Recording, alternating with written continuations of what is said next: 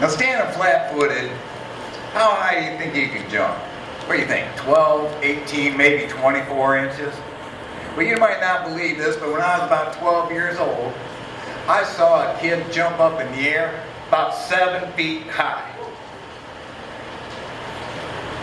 Now how can that be? Well, let me tell you about it. One night after supper, I asked my mom if I could go to the movies. She told me no.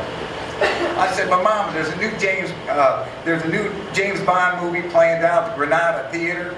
Everybody's watching it. I want to see it. Please let me go. No, you're not going. So I put on the longest face I could muster, and I whined as long as she could stand.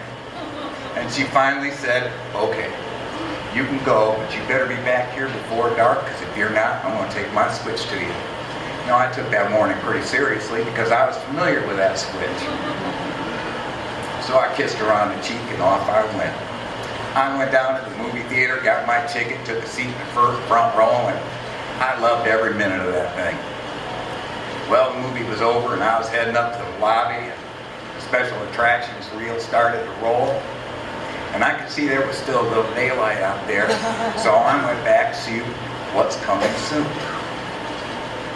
I sat there through that, and all of a sudden the double feature started up. And holy moly, it's Robinson Crusoe on Mars. Well, I could probably watch just a couple minutes of it. Now, watching a couple minutes of a movie for me is kind of like one lick on an ice cream cone. It's not going to happen. Before I knew it, that movie was over. I came up through the aisle, out into the lobby, and that daylight was long gone. Man, was I going to get it. So I took off on down the road, running as fast as I could, thinking that every minute that I shave off the clock is going to lessen the severity of the whooping I'm going to get when I get back there. So I came around the side of the Methodist church and decided to take a shortcut through the cemetery.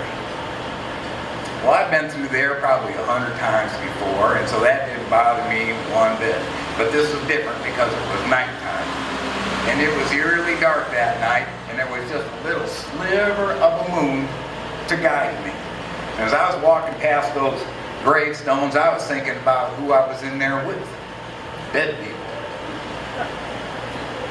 I passed underneath these great big trees with these old gnarly limbs just hanging down, reaching down over me, and it started to creep me out, so I thought I'd better step this up and start running. So I did.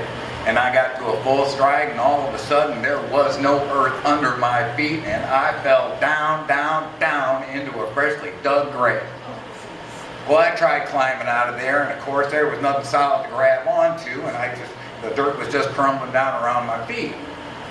So I thought about it, and I thought, well, if they just dug this hole today, they're probably going to put somebody in it tomorrow. So if I can just wait till daybreak, somebody's going to come and pull me out. So I began to wait. Well, as luck would have it, I heard a twig snap and footsteps coming in my direction. Of course, I had no idea who or what it might be, so I stepped back into the shadowy corner of this open hole in the ground and waited. Well, the footsteps came closer and closer, and my heart started pounding.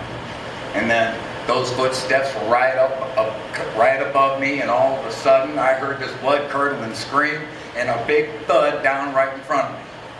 And there was this boy, and he was frightened out of his mind, trying to climb his way out and clawing and sliding back down and screaming and yelling his head off and saying, "Oh God, please get me out of this hole." He said, "I swear I'm going to be a better brother to my little sister, and I'm always going to listen to my mother if you'll just send an angel to carry me out of here and fly me home." And he was just a mess, went on, and I thought, it's probably not a good time to let him know he's not alone. So I stood back there and thought maybe after he settles down and collects his wits about it, I'll let him in on this. Well, about that time he had exhausted himself, and he stood there looking up out of the hole at that little sliver of the moon. And in a trembling voice he said, "God, don't let me go like this. Don't let the Grim Reaper come and get me." And I thought, well, this has gone on long enough. So I stepped out of the shadows, tapped him on the shoulder, and I said, "You're not alone." His eyes rolled into the back of his head. He started to tremble and shake, and he was just swaying like a sapling in the wind. And in a single leap, he jumped out of that thing like a circus clown right out of a cannon. And that's how I know he could jump 6 feet. Thank you very much.